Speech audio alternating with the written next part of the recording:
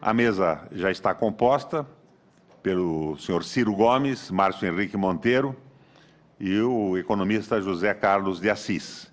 E sem mais delongas, eu passo a palavra para a sua intervenção inicial, chamando a atenção, Ciro, que nós, na próxima terça-feira, na reunião regular do Parlasul, vamos discutir essa proposta argentina, que é da elevação da TEC, da Tarifa Externa Comum, dos 10% para 35%. E a contrapartida disso seria uma liberalização do mercado entre os nossos países, Paraguai, Uruguai, Argentina e Brasil. Com a palavra, a Venezuela é a grande esperança nossa, porque na crise a Venezuela tem um PIB de 300 bilhões de dólares, não produz quase nada. Ela teria grandes vantagens e o Mercosul também, mas ainda o Paraguai tem resistido à entrada da Venezuela. Com a palavra, Ciro Gomes. Excelentíssimo senhor senador Roberto Requião, estimado amigo, a quem de plano desejo agradecer o privilégio e a honra do convite para estar nessa audiência pública, nessa sessão, tanto mais se tenho o privilégio de repartir a mesa com os professores Márcio Henrique Monteiro de Castro e José Carlos de Assis, eles economistas de grande nomeada e eu um mero curioso da vida brasileira. Presidente Requião, talvez a minha provocação original, dado que temos grandes economistas na mesa, seja mais de um olhar político, embora comprometido com a mesma premissa, porque sem a economia não há caminhos, de que nós precisamos, neste momento da América do Sul, especialmente no momento que o mundo está vivendo, olhando com mais agudeza ainda a questão dos desdobramentos dessa crise de 2008, com a estatização dos passivos dos bancos, que acabaram arruinando os balanços dos estados e arruinando, enfim, o plano fiscal de alguns países periféricos da Europa, como especialmente a Grécia, mas não menos grave, ou com gravidade crescente, Espanha e na vizinhança da Itália. Essa crise me parece recomendar algumas premissas para um debate que se estabeleça ao redor desta metodologia proposta por Vossas Excelências em excelente hora no nosso Senado. A primeira grande tarefa é nos vacinarmos da intoxicação ideológica que ainda campeia nos nossos países, na nossa região, na América do Sul e no Brasil, com certa gravidade. E essa intoxicação ideológica, se não dela nos livrarmos, não nos permitirá recuperar algumas ferramentas, alguns remédios, alguns caminhos, sem os quais não seguiremos capazes de esconjurar as consequências dessa crise global, dessa agonia, que eu quero crer que demorará pelo menos uma década para se ver completamente resolvida. E eu me refiro concretamente ao paradigma de economia política. Parece ser muito claro que as assimetrias competitivas globais não se superarão, aparentemente jamais, mas não se superarão com segurança no lapso de tempo de 1, 2, 3 gerações, com certeza. Me refiro a 3, para não falar em outras tantas. A taxa de juros, por exemplo, não é uma variável global e é uma essencialidade ao ato de produzir. Para trazer o telespectador da TV Senado junto conosco, é simples entender que a taxa de juros é uma essencialidade ao ato de produzir, porque se você tem dinheiro, não é, tem capital, e a taxa de juros básica da sua economia é maior do que a rentabilidade média dos negócios, evidentemente a tendência desse estoque de capital é não produzir, que é uma síndrome que nós estamos vivenciando no Brasil e da qual poderemos estar principiando de nos livrar se essa crise assim nos permitir e se a desintoxicação ideológica, de fato, pudesse processar com mais serenidade, com mais racionalidade. Me refiro também a essa outra assimetria central, que é o domínio tecnológico. Cada dia que passa, mais claramente ficará para todo mundo que o impacto das tecnologias, a velocidade da sua ciclagem, em produtividade, em preço, em aprazabilidade, em atratividade dos bens e serviços, não é uma opção alternativa e o domínio tecnológico também não é uma variável global.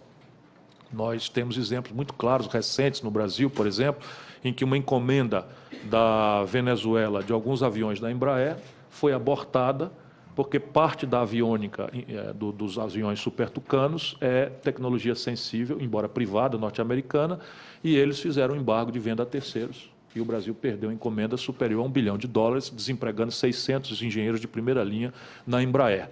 Volto a dizer, Vossas Excelências cá na mesa e na audiência, todos sabem bem, muito melhor do que eu disso, mas estou preocupado aí com os brasileiros que estão numa sexta-feira à tarde conosco, pensando as coisas do país e as coisas da nossa região da América do Sul.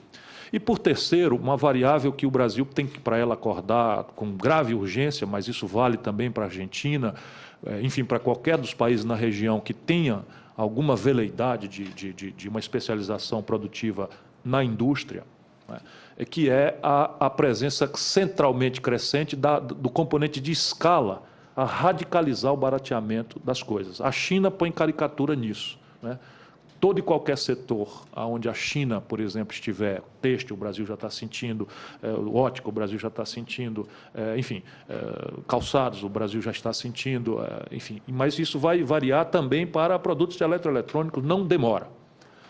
Você produzir em mega escala, invariavelmente, de novo em homenagem aos brasileiros que estão nos assistindo, o preço final de um bem ou serviço prestado ou oferecido em mega escala, invariavelmente é mais barato do que custa produzir em pequena escala. E a escala de uma economia, de uma plataforma produtiva, é uma variável também bastante nacional para ficar no mínimo, né? No caso da nossa região, a concentração de renda tem sido um fator impeditivo dos ganhos de escala e induzindo a uma extraordinária oligopolização das nossas economias. Dadas essas assimetrias, né, esses projetos que nós temos que recuperar com a vacina da intoxicação ideológica necessariamente envolverão aquilo que está na essência do êxito civilizatório. Penso eu, data máxima vênia dos eminentes economistas aqui presentes, mas para discutir que nossa região e o Brasil, do que eu me ocupo mais imediatamente há muitos anos, estamos a dever nas três grandes premissas que, a meu juízo, por detrás da grande Babel que parece ser a humanidade, da grande distinção institucional, da grande variedade cultural, da grande variedade linguística, parece haver traços comuns a explicar o êxito civilizatório naqueles países que, na história da humanidade ou na geografia contemporânea, tendo essas premissas, experimentam o êxito civilizatório sustentável. Não tendo, não parecem consegui-lo. E me parece que são três. Primeiro, parece ser fato, e eu sempre que menciono essa premissa, quero fazer uma homenagem ao grande brasileiro, que vai estar também nesse ciclo de debates, professor Carlos Lessa, que se aborrece muito comigo quando eu menciono essa primeira premissa do desenvolvimento. Mas parece ser invariável que, por detrás de todo experimento civilizatório de êxito, se encontra um elevado nível de poupança doméstico. Não pela poupança em si, que é contra o que se revolta o professor Carlos Lessa, mas a poupança vinculada ao investimento.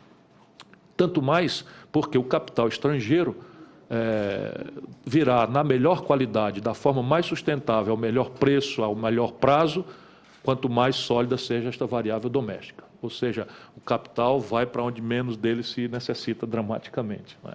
No caso brasileiro, nós estamos ancorados aí, melhorou bastante no período Lula-Dilma, saímos de 13 ridículos % do PIB de formação bruta de capital para algo ao redor de 18%, não 19% ainda do PIB. A China experimenta coisas assemelhadas a 40% do PIB, a Coreia superior a 40% do PIB, e a única exceção a esta regra fatal é a América do Norte, que, na verdade, não configura uma exceção, mas uma afirmação da exceção para reafirmar a regra. A América do Norte, para ela e somente para ela, o conceito de poupança é peculiar, porque ela detém a faculdade de emitir o dólar sem efeito inflacionário, e o dólar ainda é reserva de valor internacional e moeda de troca do mundo inteiro. Por exemplo, a China hospeda mais de 1 trilhão e 400 bilhões das suas reservas em títulos norte-americanos cotados em dólar. Portanto, só eles podem viver assim como vivem, e quem é um pouco lúcido no debate americano, e não são poucos, já estão percebendo claramente de que esta é uma variável insustentável e que eles têm que superar este problema, enfim, sem o que provavelmente a convulsão internacional será, de novo, e eu espero que jamais aconteça, a resposta para a agonia sistemática das nações. A segunda premissa, presidente Requião, Vossa Excelência, que é um grande governante, para além de ser um grande parlamentar, também sabe. Parece que é, independentemente das instituições, uma exigência sine qua que o êxito civilizatório demanda, por trás dele, uma coordenação formal, estratégica, entre governos empoderados, isso não significa experimentos autoritários, só para... somos brasileiros e sul-americanos, e é bom sempre lembrar esse ponto, que empoderado modernamente é o governo que tem capacidade de liderar suas comunidades nacionais para uma estratégia consensada. Governo empoderado, empresariado convergente, empreendedorismo convergente com estas tratativas afirmadas, né, consensadas, e uma academia que também seja absolutamente pronta a responder às demandas técnico-científicas que esta convergência estratégica pede. Essa convergência formal é muito fácil de ser visualizada no experimento chinês contemporâneo, em que há planos, né, alguns indicativos de meio século à frente, planos de 30 anos, planos de 20 anos, planos de 10 anos, planos de 5 anos, formal, mas a institucionalidade chinesa é meio atípica. E alguém poderia dizer, e a sociedade norte-americana ou o experimento alemão não são êxitos civilizatórios? E de onde é que onde é que está esta coordenação formal? Na América do Norte está clara em certos momentos da história, mas está muito presente hoje. A institucionalidade muda. Mas o fato é que o New Deal, que foi a grande resposta norte-americana à depressão de 29, não é? Enquanto a retórica capitalista, do espontaneísmo individual, das forças de mercado, sempre presidirá, porque é elemento cultural da formação norte-americana, mas o New Deal foi uma convergência estratégica formal entre governantes fortes, entre uma academia imediatamente comprometida em oferecer a resposta e o empreendedorismo. E se a gente ainda duvidar disso, é só ver por que a nação norte-americana é a maior potência tecnológica do planeta. Por detrás de todo o domínio tecnológico que está na ponta do consumo, está uma compra governamental, ou por pretexto aeroespacial, ou por pretexto militar, de defesa, etc. Agora, recentemente, a Ford ia quebrar, e eles chamaram, é inacreditável como eles usam a retórica que querem, chamaram de pré-privatização. 80% do mercado de seguros norte-americanos hoje é estatal. A General Motors é hoje chamada pelos americanos de Governmental Motors, porque também o governo americano entrou com equity para atravessar a crise. Enfim, pouco importa a retórica, ou a instituição parece ser condição sine qua esta coordenação formal. E, por terceiro, investimento em gente. Investimento em gente com data marcada, objetivo, custos, supervisão, avaliação e controle. Porque ficarmos nós, latino-americanos, brasileiros, falando em educar o povo e garantir para o nosso povo uma escola de péssima qualidade, que não forma, não prepara, não qualifica, não constrói a mente inovadora, é uma trágica mentira. Isso é um traço comum nos países sul-americanos, mas é dramaticamente mais grave em alguns países, entre eles o Brasil. O mais rico, o melhor aquinhoado, pelas oportunidades históricas, nós temos hoje por volta de metade da escolarização média de um argentino. E isso é só um juízo de quantidade. Quando nos debruçamos para olhar a qualidade, 82% dos bacharéis em direito, meus colegas, que se formam nas universidades brasileiras, não dão conta de passar na provinha que a Ordem dos Advogados do Brasil faz, para ver se você tem pelo menos habilidade para ser um advogado de porta de cadeia. Não é uma prova complexa, não é difícil, não é muito exigente, que dirá quando falarmos na questão da inovação, das novas tecnologias, nanotecnologia, engenharia genética, robótica, mecatrônica, né, eletroeletrônica, enfim, essas coisas que serão a fronteira da próxima revolução industrial. Bom, aqui estão as pistas, eu não quero ser muito mais maçante do que já fui, do que eu ando pensando deveríamos nós fazer. A primeira etapa, para ser mais prático, haveria de ser, na minha imaginação, intrinsecamente nacional. É tal a variedade das nossas condições, por exemplo, a relação específica, irreprodutível da Colômbia com os Estados Unidos, fazem da Colômbia uma questão à parte. Nós estamos falando do Mercosul, falando de América do Sul. Né? A questão da Bolívia, a questão do Chile, a questão da Venezuela, sem especificidades. A Venezuela tem a menor carga tributária do mundo, porque financia seu esforço por uma receita patrimonial insustentável, que é a receita do petróleo. A Venezuela tem lá um drama por superar, porque politicamente é muito intrincada a questão. Se as elites brasileiras são trágicas, as elites venezuelanas são para muito além de trágicas nessa questão. Mas acredito que, se tivermos as pistas dessa questão, né, de formatação de projetos nacionais de desenvolvimento. E esses projetos nacionais começarem a se comunicar instantaneamente, dada a premissa comum, seja pelo lado negativo dos nossos problemas, seja pelo lado positivo das nossas virtuais potencialidades, nós devemos aprofundar quanto mais aceleradamente pudermos, penso eu, comovidamente, e é o que estava na nossa ideia dos brasileiros quando aceleramos as negociações, e eu tive o privilégio de ser o último negociador do Tratado do Mercosul, quando o ministro da Fazenda, o Tratado de Ouro Preto, que deu forma ao Mercosul atual, e a ideia era partir dali, não para uma união aduaneira, pura e simples, mas para um profundo processo de integração com a ideia, sonho nesse momento, de coordenar as políticas todas, até, quem sabe, um dia transacionarmos entre nós numa moeda escolhida entre as nossas nacionais ou, quem sabe, até uma moeda da região.